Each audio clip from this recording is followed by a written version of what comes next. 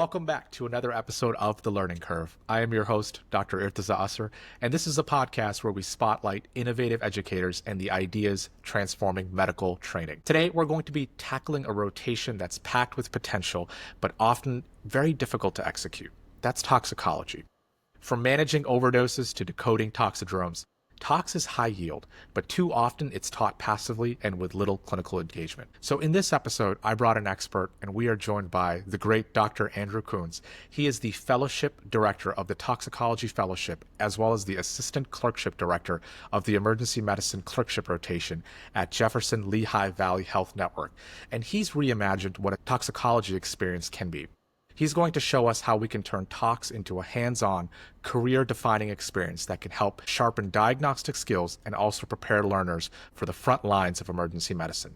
In this episode, we're going to cover why some toxicology rotations fall short, what a high-impact experience looks like, how to tailor it across multiple different learner levels, and the tools that you can use to implement it tomorrow. With toxic exposure and pharmacological emergencies on the rise, tox isn't just niche, it's essential.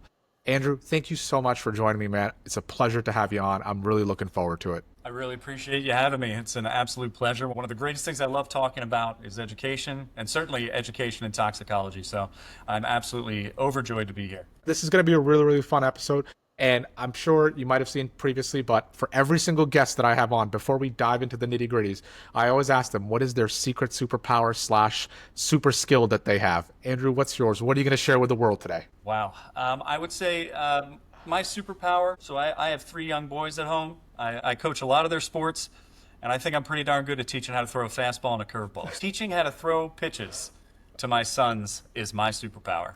I love that. For folks that might not know, at the ASAP Teaching Fellowship, Andrea actually taught everybody in the room how to throw a fastball. So I learned that from him, and I was inspired to be a professional baseball player right afterwards. So this is going to be a fantastic episode, and I think that's a great segue into toxicology.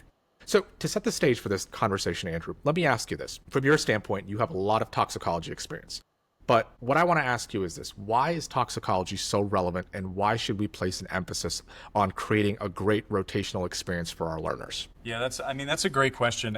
For a couple reasons, now is the time really for the toxicology rotations to evolve with the rest of emergency medicine. The reason for that, I think, and the ACGME is certainly realizing this too. Their guidelines are becoming more strict, though they're not set in stone yet. One of the things that they said outright was that the toxicology rotation has to change because it's been falling short for years. And the reason that it's been falling short for years happens for a couple different reasons, but a lot of them really are, there's not that many board certified toxicologists, and there's a burgeoning population of people experiencing toxicologic disasters, whether it be overdose, substance use, envenomations. All these things are happening more and more, and I think we're just starting to realize just how many of these consults come into the emergency department specifically, but into the hospital in general, and are just completely unrecognized. Absolutely, and I think that's a fantastic overview.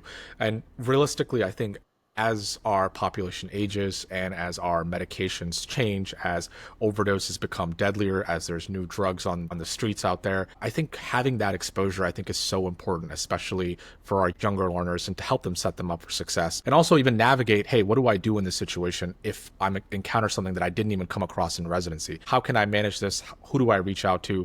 What's my next best step in that situation? So I really think getting that exposure early on is so valuable. Now, having established why this is so important, not just from an academic standpoint, but also from a clinical standpoint, Andrew, can you talk to me about why toxicology tends to be a challenging rotation to implement and why some rotations just often fall short? Yeah, I think they fall short really for 2 big reasons. The first reason I sort of touched on is there's not really that many board certified toxicologists in the country. It's a small, pretty intimate field where we sort of all know each other just because there's not that many of us. So to lead a rotation with as much content as there is, you probably want somebody who's board certified. So that's the first limitation, I think. And then the second limitation is just the amount of content. I mean, it's a 2-year fellowship for a reason. There is a lot of content to be learned to become a toxicologist, but even for what you need to know from a resident standpoint, takes a long time. It's more content than you see in a couple Roche review questions. you need somebody who's able to dive a little deeper. So to get those details, to cover those details with somebody who is trained to cover those details, I think is one of the big parts of the problem. And I think that's a great point, man. I can tell you from my experience, I wish I had a toxicology experience built into my residency program, especially in that 3-year format. I think it's been challenging to try to get residents that exposure. And sometimes their perception might be that, hey, listen, I need to know this from Rosh. I'll do a couple of questions and I'll be set. But I always tell them, I'm like, listen, like that's not the end all be all. You're going to see a lot more complicated issues. You're going to see a lot of variation of a lot of different toxidromes that don't classically present like what Rosh or Tintinelli's might leave you with. So that's why I think this experience can be so valuable to help them recognize some of the nuances that come in with some of these situations. One of the misconceptions or challenges, so to speak, that I've heard from other learners is that toxicology rotations sometimes can have a lack of structure or clear objectives. Is that something that you might have come across from your experience? So I was very fortunate in my training. We had 4 or 5 board certified toxicologists during my 3rd year of emergency medicine residency. But I've talked to many medical students, many residents who come and visit us and rotate. We have a very large rotating crew who talk about their experience and the lack of structure, like you say, where they don't have a daily or even a monthly schedule or routine. There's not a planned didactics, or they don't even see patients clinically and in person.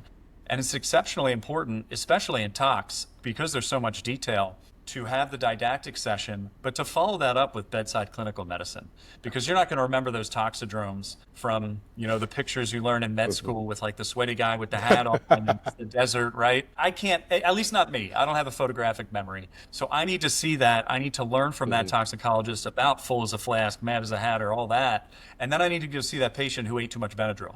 Right. Yeah. So between those two, I need to make that connection. And I think a lot of rotations will fall short there just because they don't have the structure, like you said. We're covering salicylates today. We're going to talk about salicylates. And then sometime during this week, your 2 weeks, your month, however long you're here, there's a chance you're going to see salicylates, acetaminophen, the bread and butter stuff that you need for boards and a good residency training.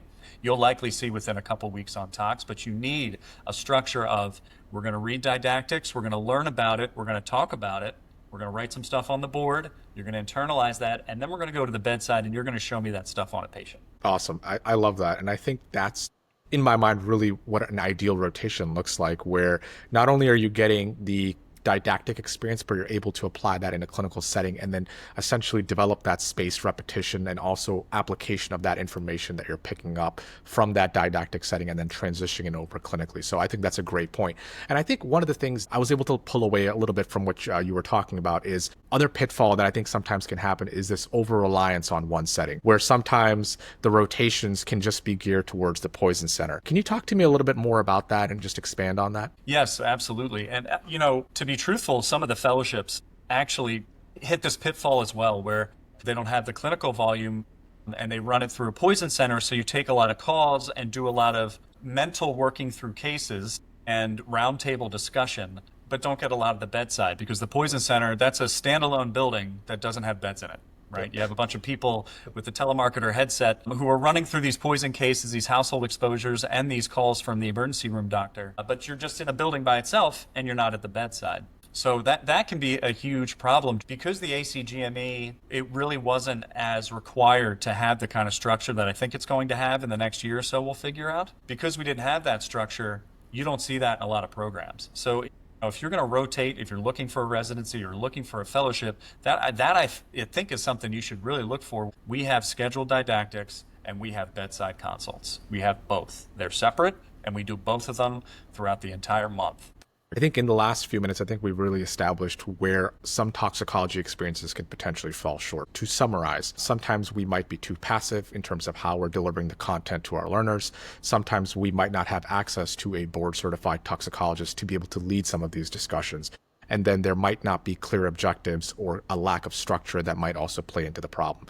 And then to make the problem potentially worse, we might be over-relying on one single setting, and that can basically cause problems as well, because we're not getting the exposure that we need for our learners. So having established all these things, Andrew, I'm going to flip the script. let's talk about what truly sets apart a really strong toxicology experience. You're a fellowship director. You've helped to develop programs in toxicology. So talk to me about what a great toxicology experience and or rotation look like. Yeah, so it includes both of the things we kind of just talked about. You need a didactic session and you need number of consults, right? There's so much information in medical toxicology that you need reps. It's all about repetition, okay?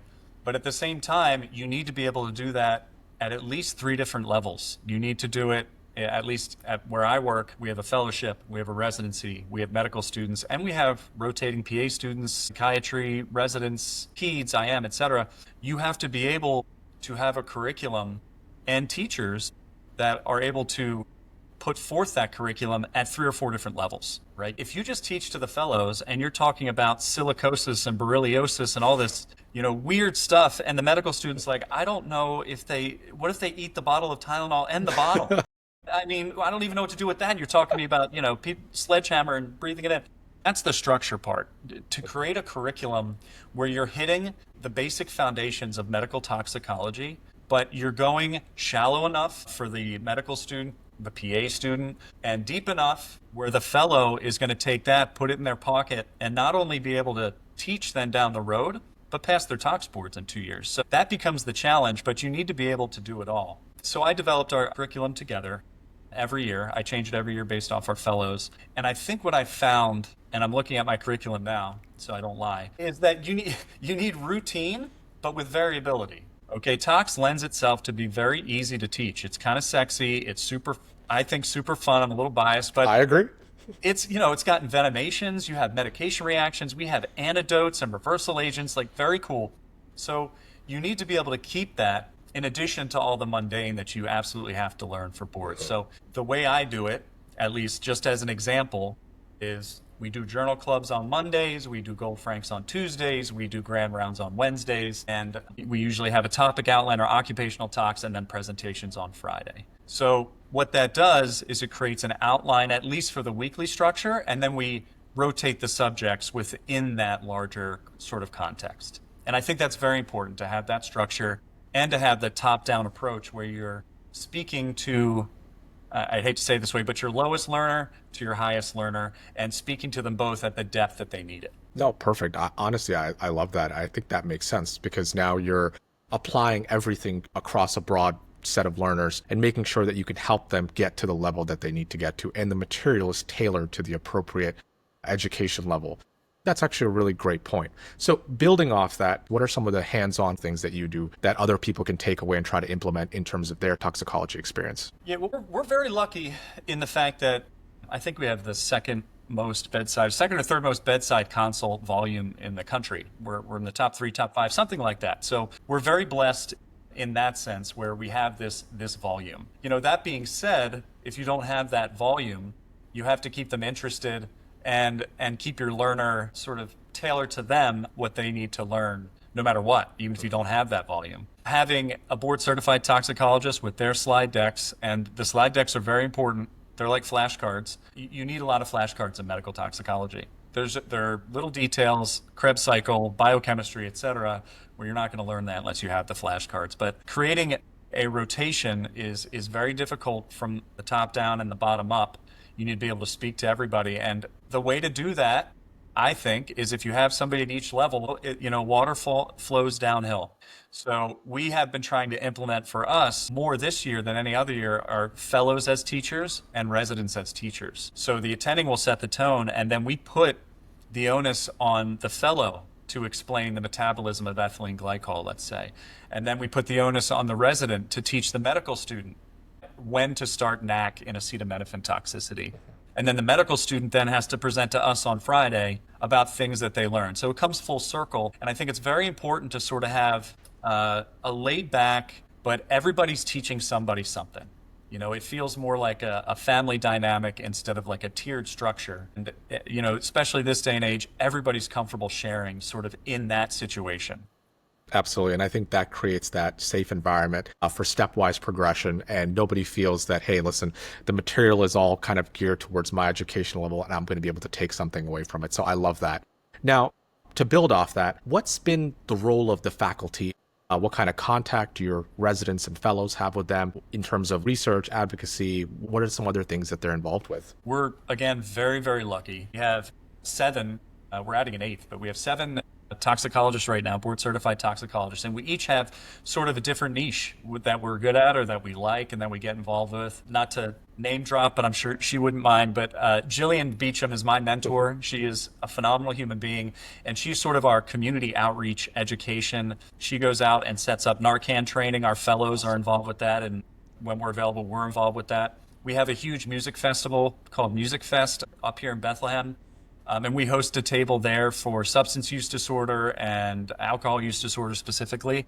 I'm actually volunteering at that table tomorrow. So we have a lot of community engagement through her. And then we have things like forensics and doing medical legal work. I have another person who's been on C-SPAN and is a medical legal expert. One of our other toxicologist is wilderness medicine trained, and he goes out as a toxicologist. If there's a natural disaster, he's the toxicologist guy for FEMA. So that's one of the best things about tox is, though it is so quote unquote niche, although it's becoming less niche, the applications are immense.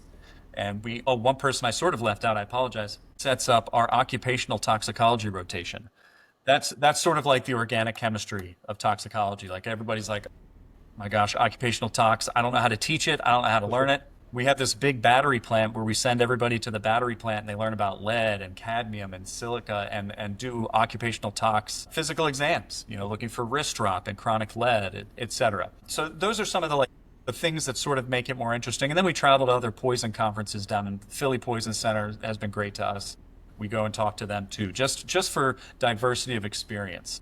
And that is essentially important, especially once you get to the fellowship level for medical toxicology in and of itself, just because there's so many applications, just to get a little taste of everything. Because the goal of certainly a fellowship, but maybe as a rotation, is to be good at toxicology anywhere, not just good at toxicology in Bethlehem or Allentown. I love that. And honestly, I think you probably helped to, I would say almost breaks this misconception with toxicology with regards to the wide variety of just toxicological specialists that you guys have on your faculty. Not just from the street medicine side of things, but to some of the incredible community engagement things that you guys are doing. That's incredible and that's awesome. And I think that can really help with just creating a really awesome experience to say, hey, I can use this training in a lot of different settings to help a lot of different types of people. I think that's awesome. One of the other things that I wanted to pick your mind about is what kind of capstone and or teaching projects do you guys involve your learners with? Yeah, great question.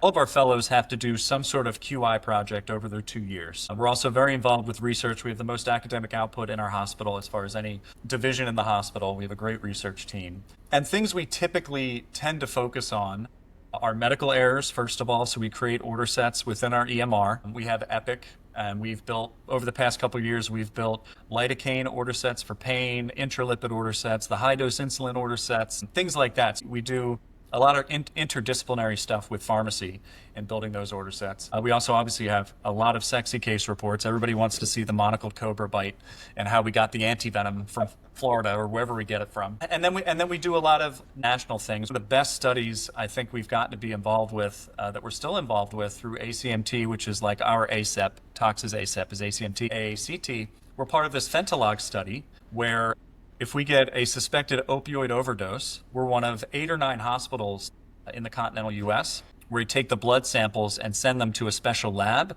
to try to figure out what's in the drug supply.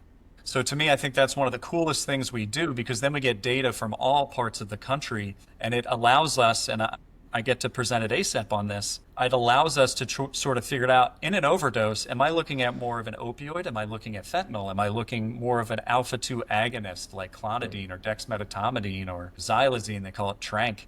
And in what parts of the country is that hitting worse than others? Because there tends to be sort of a fluctuation depending on where you live, where you work, and what drugs and street drugs sort of come into play. So I get to talk about how to manage that overdose and then ultimately how to manage that withdrawal once they wake up. So that, to me, that is one of the coolest projects. Actually, our Dr. Amaducci is fantastic. She gets to collect these samples and then spit the data back out to us. And then our hospital gets it directly, so we know how to deal with these overdoses almost in real time. Very cool. That is awesome. And that honestly is such a cool project. So for anybody that's going to ACEP this year, Andrew's going to be presenting, so you definitely want to check that presentation out. You'll learn a lot. I've already learned a lot, so that's actually really, really awesome. So, Andrew, you've given me great insight into why you guys have created this great toxicology experience for different learners. Medical students, residents, fellows, and even the attendings are involved at a very high level. Having established all these incredible things, let's kind of start from scratch. And let's say if I'm your medical director, or I'm a new medical director and I come to you and I say, hey, Andrew, I'm looking to create a great toxicology experience. I want to implement some of your ideas, but I'm not sure where to start. What would you tell me to help me create the same experience? Yeah, that's tough. It depends. So the first question I would ask are, who are your learners? So we sort of talked about that. If they're med students or residents, it gets pretty easy. If you're starting a fellowship, it's a little different. So I'm going to focus more on the medical student resident sort of track. And what I would do, not knowing, of course, what the ACGME requirements are just yet, what I would do is I would probably take the first page of my Tox curriculum and have a meeting with you about that. Because to us, that's called our boot camp. And what that is that's the foundations of all of toxicology. And if you can get that down, you can extrapolate pretty much any of the overdoses or medication reactions that you're going to see in the emergency department itself. All right, so I take that first month, I take that core content and those topics, and I make it into a didactic schedule, however you'd like to do it. As far as for medical students and residents, I do a lot of case-based stuff. I focus more on toxidromes. I focus on the most common overdoses, those being acetaminophen, salicylate, and the most testable. So you got to sort of compare and contrast the most testable things on their boards, but then also the stuff that they're going to see at the bedside, again, taking the round table to the bedside. So I would take the top overdoses on both those fronts, and I'd cover those in a case-based fashion, and then hopefully see it at the bedside. And then I would take the toxidromes, like I said, and then we talk about decon, and we talk about the basic antidotes, because to me, the antidotes are the coolest part. If you've never seen physostigmine work, I call it the toxicology nursemaid's elbow. You know, have you ever gone in and like fixed some kid's nursemaid's elbow and everybody thinks you're a magician? Well, in toxicology, those are the stigmines. In an antimuscarinic overdose, you go and get physostigmine, they're like, this guy's a magician. All right, so anyway, so I teach them in those antidotes, I show them those videos, sort of engage them initially. You don't want to open up with biochemistry and phenylethylamine structures and the Krebs cycle. You want to leave that, maybe sneak that in later. But you take some of the big foundational stuff, and you want to sneak some of that sexy stuff in there too to keep them engaged. And you start from there and then sort of roll with the content. Perfect. I think that's a wonderful overview. And let's say now I've taken everything that you said and I'm now starting to design my curriculum. I'm starting to build my didactics.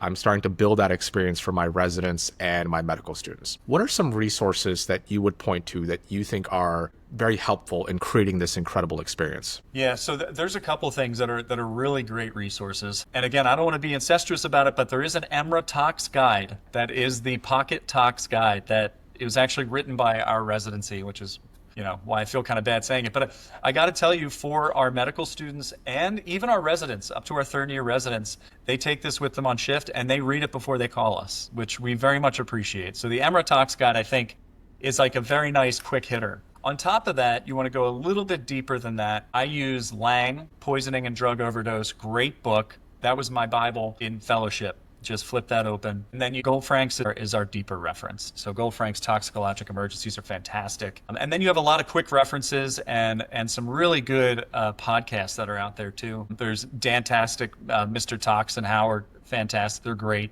Tox Now app. There's Toxin 10. There's a bunch of YouTube channels if you just search. It's called Tox Shorts. Those are fantastic references that I use every single one of them to this day. But the Goldfrank's would be the deepest. Going all the way to your quick on-shift reference would probably be that EMRA guide. Awesome. Perfect. And what I'll do is I'll link some of those resources in the show notes. So for anybody that's looking to revamp their toxicology experience, you'll have some of those resources to try to build your didactics and share with your learners. And I'll link those in the show notes afterwards. One of the other questions from an implementation standpoint that I wanted to pick your brain about is, what would you recommend in terms of trying to get other subspecialty electives involved with the toxicology experience, so specifically critical care and EMS? Yeah, that's a great question. If you're not rotating in multiple parts of the hospital every day, you're not doing the tox rotation right.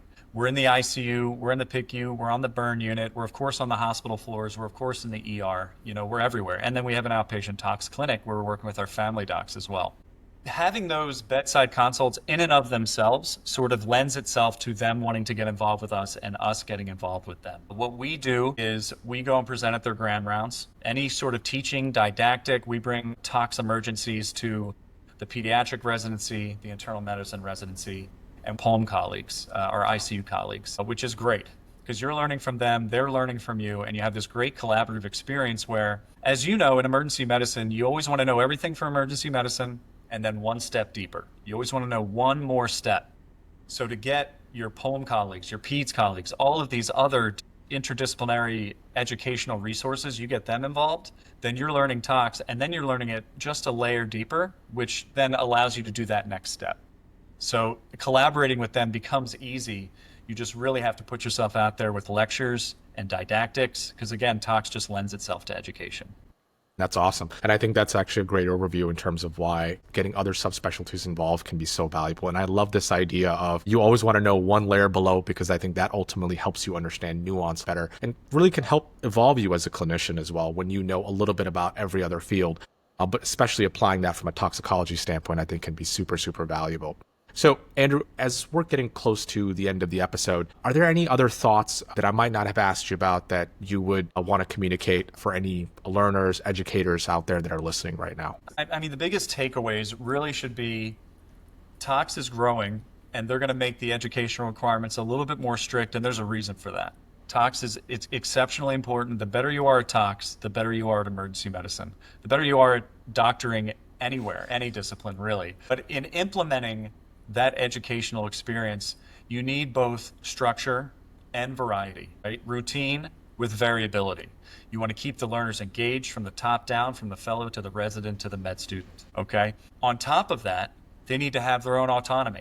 So you want the learners to be able to teach. The attending teach the fellow teach the resident teach a medical student, and then the medical student come back, pick a topic, and then teach everybody at the end of the week. So if they have autonomy and these clear expectations, they'll be able to grow a lot more. They feel part of the team. It's a really, really warm learning environment. They take so much more away in that setting than any other setting. Though tox, it seems pretty niche, and it's like they ate a bunch of Tylenol. Okay, I'll call it tox. It has so many applications that are so important to healthcare in this country and advocacy in this country as far as the underserved, addiction, psychiatric illness, so many things. So there's just so much space once you get here for leadership opportunities, speaking opportunities, advocacy, and it really lends itself to creativity. Awesome. I love those three takeaways. I think they're fantastic. And for any of the listeners out there, I think this is going to be such an incredible episode to be able to give awesome insight in terms of trying to create that toxicology experience. Because like you said, Tox is a launch pad, and individuals can use that to help so many different kinds of people out there, but also help from a leadership standpoint and advocacy standpoint. And there's just so much creativity that you can use with toxicology for our learners. And that's learners for all different types, whether that's medical students, residents, fellows, attending physicians, and getting them involved. So that's great insight, Andrew, and I really appreciate you sharing all that. So as we're running close to the end, is there any social media or platform that somebody could connect with you if they had questions about toxicology or implementing some of your incredible ideas to try to create a better experience for their learners? Absolutely. I'm okay with giving, first of all, my email out. You can email me anytime. I love talking about tox. I love talking about education. You can email me at koons.andrew@gmail.com. And then you can also contact us or even follow us on Instagram, our toxicology fellowship at LVHM MedTox is our Instagram handle. And awesome. I'm pretty responsive to both. Would be happy to talk with anybody if you're interested. So fire away. Love it. And what I'll do is I'll link your fellowship Instagram page in the show notes, and I'll also tag you so that folks can take a look at the fellowship program and just see what is Andrew doing to create such an incredible toxicology experience for learners of all different types and implement those ideas. So in the final few moments, for the listeners that are listening right now, what are you guys doing to help develop a great toxicology curriculum? What have you found works for you, and what have you found that doesn't necessarily work for your learners? Let's keep the conversation going and let's spread the ideas, because that'll only help us become better educators. Drop us a like on YouTube, listen on Apple and Spotify, follow us on Instagram. Thank you guys so much for your time. See you guys soon for the next episode.